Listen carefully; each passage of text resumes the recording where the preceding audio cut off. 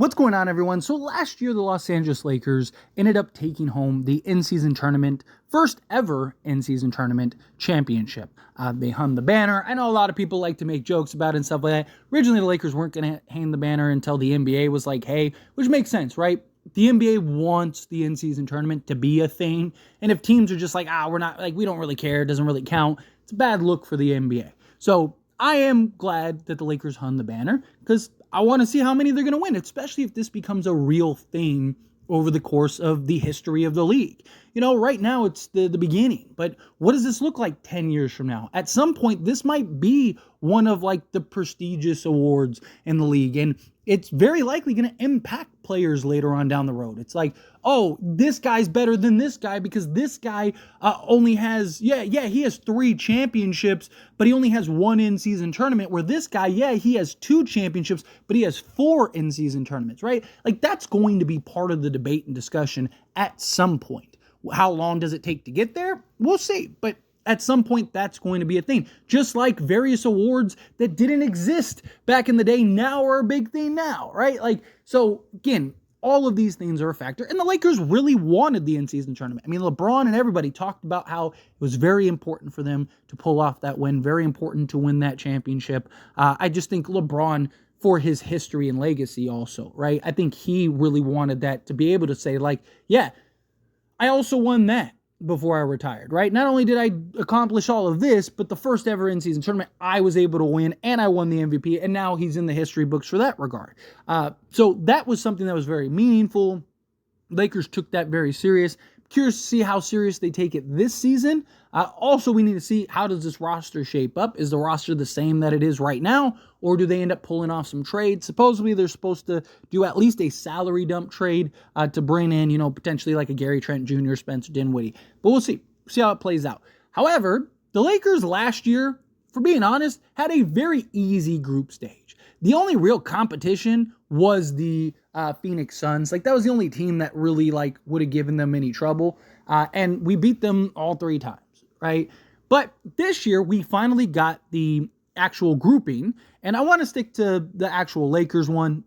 All the teams have the group stages now, so you can actually go look that up. But again, this is Laker channel. I want to stick with the Lakers.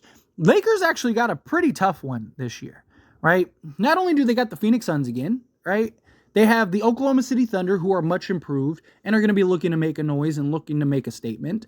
You have the San Antonio Spurs, who again are going to be much improved. And they're a young team that would probably love to, because realistically they're not winning a championship. But could they go and make a push and kind of be the Indiana Pacers of last year and be in the finals? Like, they might actually take that serious. They might actually make a play for that. And I actually really like the Chris Paul acquisition and think that was an excellent move for the Spurs, not only for just help on the basketball court, but especially being a mentor and helping grow and shape some of the young guards, Stephon Castle, Devin Vassell, like guys like that. So San Antonio, I think, is going to be tough this year.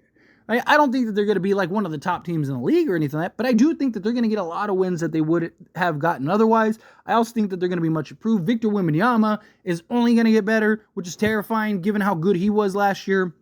It's going to be tough. The Utah Jazz, however, like, that's the one team that you could be like that should be a walkthrough. They might even trade Lauri Markkanen. Like, they might just go full tank, tank for Cooper Flag. We'll see how that goes. But even right now, even if Utah doesn't do any trades and they just kind of run it back as is, the Lakers should be able to beat the Jazz, right? But the Jazz has also kind of given the Lakers some troubles over the last few years, right? The Jazz have played the Lakers very tough and very hard. So very tough group stage. But, like the Phoenix Suns, again, like, what do they look like? I do think that they shaped the roster better and had a better offseason than they did last year. But I still think all of Phoenix's same issues are still their issues. And I don't know necessarily how much more they're going to improve. Obviously, if Bradley Beal can be healthier this season, and kind of develop and help grow chemistry for that team, then they should just naturally be better.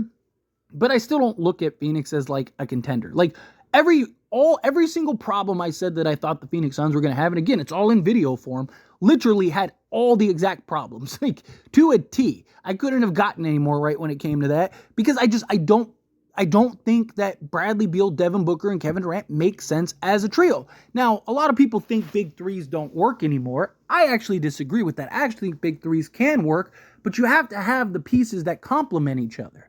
And having three guys that basically do the exact same thing just at different scales don't make sense.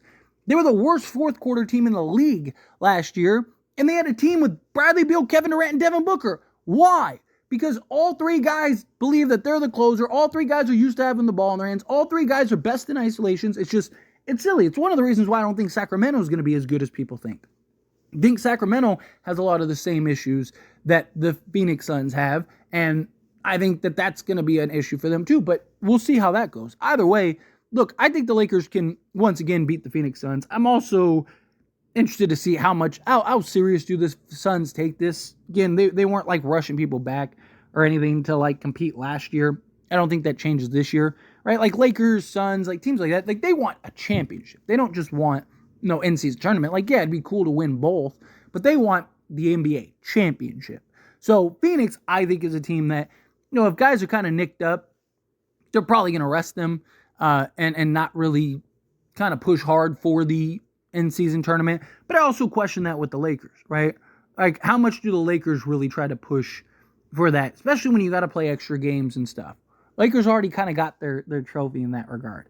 It's like, yeah, it'd be cool to win back-to-back, but it's like, what does that do for the Lakers as a whole? I don't think that really does much. But also the Thunder is a team that I genuinely could see really pushing for it. Like, the Thunder and the Grizzlies are the two teams that I think, like, if I had to bet on somebody to win it, it's one of those two teams.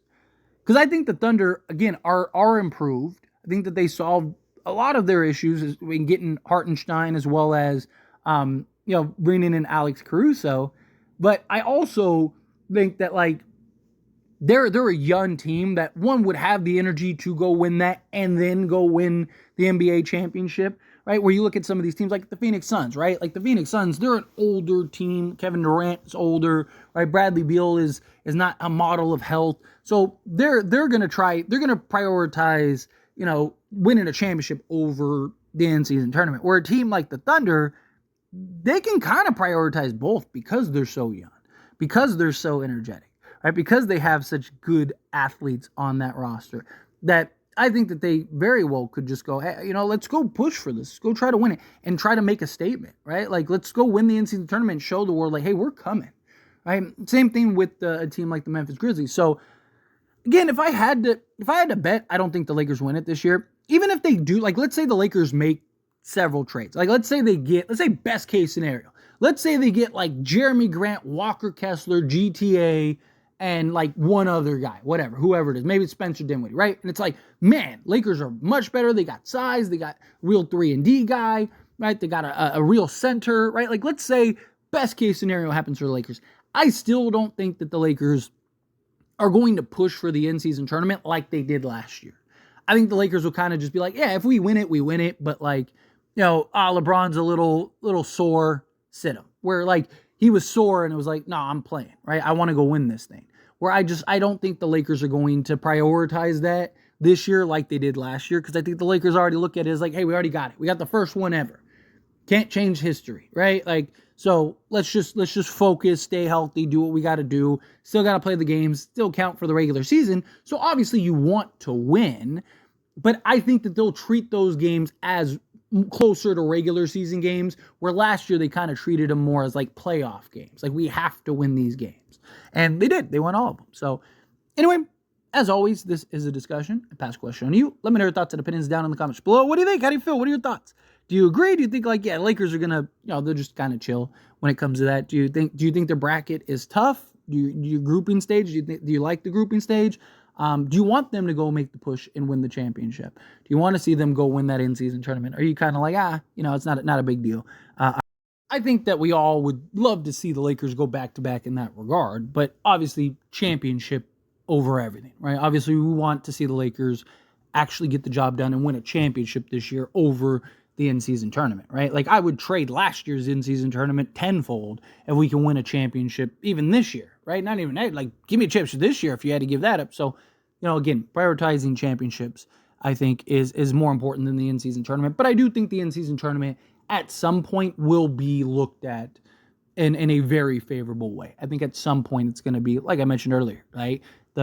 This guy has 5 in-season tournaments and only 1 NBA Finals, but he's still better because, look, this guy, yeah, he has 2 NBA Finals or 3 NBA Finals, but he's never won an in-season tournament, right?